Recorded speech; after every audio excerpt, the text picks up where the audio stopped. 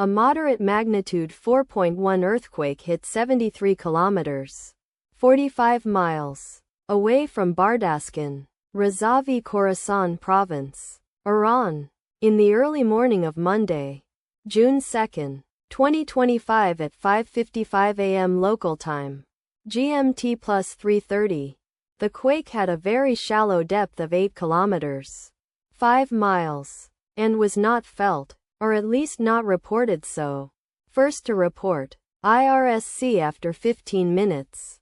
The earthquake occurred 4 weeks after a magnitude 4.3 earthquake had hit on Thursday, May 8, 2025, at 11:23 a.m. local time, Asia, Tehran GMT plus 3:30, in 16.4 kilometers, 10 miles, distance to the northeast. Data source from Volcano Discovery.